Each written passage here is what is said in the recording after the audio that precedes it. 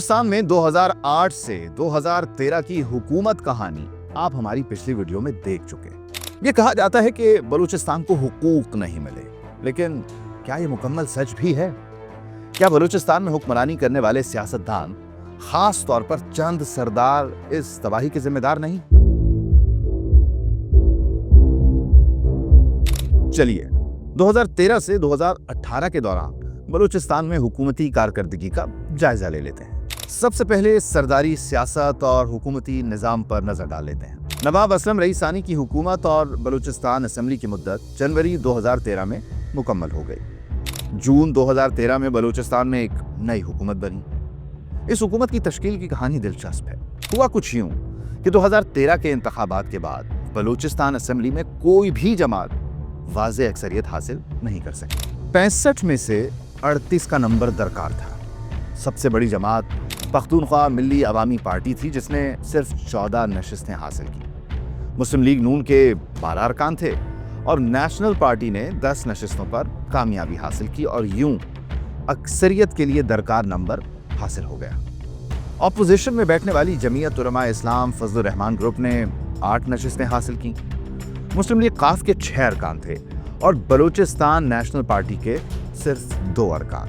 حکومت میں بیٹھنے کے لیے پختونخوا ملی عوامی پارٹی، مسلم لیگ نون اور نیشنل پارٹی میں آدھو آدھ کا فارمولا طے پایا، جس کے تحت پہلے نیشنل پارٹی کے عبدالمالک بلوچ کو 2013 سے 2015 تک وزیر اعلیٰ بنایا گیا اور باقی کی آدھی باری مسلم لیگ نون کی آئی اور 2015 کے آخر میں نواز لیگ کے سردار ثناء اللہ ظاہری وزیر اعلیٰ بلوچستان منتخب ہوئے۔ لیکن اس آدھو آدھ فارمولا والے نواب ثناء اللہ ظاہری اپنی مدت پوری نہ کر سکے۔ 2 جنوری 2018 کو مسلم لیگ نون کے ناراض ارکان نے اپوزیشن کے ساتھ مل کر نواب ثناء اللہ ظاہری کے خلاف تحریک عدم اعتماد جمع کرا دی۔ اور بریکنگ نیوز سے آپ کو آگاہ کر دیں، وزیر اعلیٰ بلوچستان کے خلاف تحریک عدم اعتماد صوبائی اسمبلی میں جمع کرا دی گئی ہے۔ تحریک عدم اعتماد مختلف جماعتوں کے 14 اراکین نے جمع کرائی ہے۔ جب ظاہری کو یقین ہو گیا کہ وہ اکثریت کھو چکے ہیں تو انہوں نے عدم اعتماد کی ووٹنگ سے پہلے ہی استعفیٰ دے دیا۔ آپ کو اہم خبر سے آگاہ کر رہے ہیں، وزیر اعلیٰ بلوچستان ثناء اللہ ظاہری نے بالآخر گورنر بلوچستان کو استعفیٰ دے دیا ہے۔ اس کے بعد اپوزیشن کے رہنما اور مسلم لیگ قاف کے عبدالقدوس بزنجو کو بلوچستان کا 15واں وزیر اعلیٰ منتخب کیا۔ انہوں نے 65 میں سے 41 ووٹ حاصل کی اور یوں حکومت سنبھال لی۔ اس طرح 5 سالوں میں بلوچستان نے 3 وزیر اعلیٰ دیکھے، جو اس بات کا ثبوت ہے کہ صوبے کی سیاست میں استحکام کے بجائے صرف اقتدار کی رسہ کشی جاری تھی۔ ان 5 سالوں میں بلوچستان کی وہی روایتی سیاست دیکھی گئی۔ سردار حکومت میں شامل رہے، بڑے عہدے انہی کے پاس رہے اور بجٹ کے بڑے حصے انہی کے ذریعے خرچ کیے گئے۔ لیکن ان سالوں میں بلوچستان کا ترقیاتی بجٹ آخر کہاں گیا؟ 2013 سے 2018 کے دوران بلوچستان کو وفاق سے بھاری بجٹ ملا۔ 2013 سے 14 تک بلوچستان کو 25 ارب روپے ملے۔ مالی سال 2015-16 میں 30.5 ارب دیے گئے اور بجٹ 2017 سے 18 میں وفاق نے 35 ارب دیے۔ یہ بجٹ صحت، تعلیم، پانی اور انفراسٹرکچر کے لیے مختص تھا، لیکن خرچ کہاں ہوا؟ 2013 سے 2018 کے دوران بلوچستان کے لیے مختلف شعبوں میں اربوں روپے مختص کیے گئے، لیکن زیادہ تر رقم کرپشن کی نظر ہو گئی۔ تعلیم کے لیے 10 ارب روپے تھے، مگر صرف 4.5 ارب روپے خرچ ہوئے، یعنی 5.5 ارب روپے غائب ہو گئے۔ گئے کہاں؟ کچھ معلوم نہیں۔ صحت کے شعبے کو 8 ارب روپے دیے گئے، مگر عوام کو صرف 3.2 ارب کا ہی فائدہ ملا، باقی 4.8 ارب کہیں اور ہی چلے گئے۔ انفراسٹرکچر کی بہتری کے لیے 12 ارب روپے تو مختص کیے گئے، مگر صرف 5 ارب روپے خرچ کیے گئے، جبکہ 7 ارب روپے خرد برد کا شکار ہو گئے۔ پانی اور صفائی کے منصوبوں کے لیے 6.5 ارب تھے، مگر ان میں سے 2.8 ارب خرچ ہوئے اور 3.7 ارب روپے لاپتہ ہو گئے۔ دیگر ترقیاتی منصوبوں کے لیے 9 ارب تھے، لیکن صرف 4 ارب روپے خرچ ہوئے اور 5 ارب روپے کرپشن کی نظر ہو گئے۔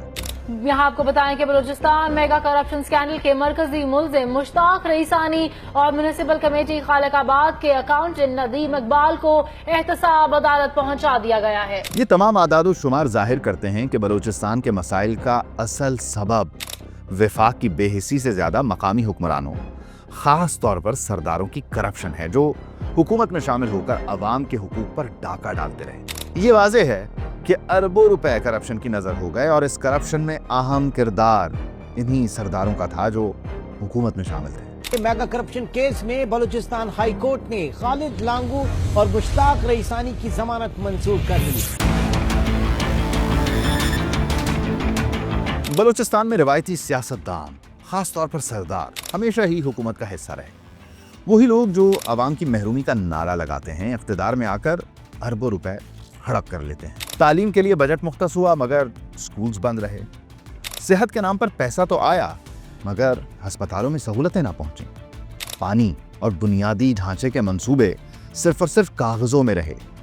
जिम्मेदार कौन हुआ? जब भी करप्शन की बात होती है, सरदार अपने कबायली असर और रसूख का इस्तेमाल करके खुद को मजलूम जाहिर करते हैं। मगर हकीकत यह है कि इन्हीं के दौर में बलूचिस्तान के अवाम मजीद पसमानदा हुए। याद रहे कि पाकिस्तान के आईन के मुताबिक सेहत, तालीम और बुनियादी इंफ्रास्ट्रक्चर की जिम्मेदारी सूबाई हुकूमत की है। सूबाई हुकूमत पर लाजिम था कि वो बल्दियाती निज़ाम कायम करे जिसका काम पानी, सीवरेज, सड़कों की मुरम्मत, पब्लिक ट्रांसपोर्ट, तालीम, बुनियादी तिब्बी सहूलियात वगैरह देना है। जब सूबाई हुकूमत लोकल गवर्नमेंट ही नहीं कायम करेगी तो ये मामला फिर लोगों तक कैसे पहुंचेंगे? लोकल गवर्नमेंट ना होने का नतीजा ये है कि तरक्याती फंड जो कि दरअसल अवाम के चुने हुए लोकल लीडरों को मिलते हैं ताकि वो ये फंड मकामी ज़रूरियात के मुताबिक खर्च करें, अलबत्ता MPAs को ये पैसे मिल जाते और वो ये तमाम फंड्स खा जाते। ये बात काबिल ज़िक्र है कि आइन के मुताबिक लोकल गवर्नमेंट के इलेक्शन करवाना सूबाई हुकूमत का काम है। वफाक से बलूचिस्तान को सिर्फ बजट ही नहीं बल्कि पाक चीन इक़्तिसादी राहदारी का मंसूबा भी मिला। CPEC को बलूचिस्तान के लिए तरक्की का जरिया कहा गया मगर इसका फ़ायदा आम बलूच को नहीं पहुंचा। जैसे मकामी अफराद को नौकरियां नहीं दी गईं, सरदारों ने अपने ज़ाती फ़ायदे के लिए ज़मीनों की खरीदो फरोख्त की और अवाम को बेदखल किया।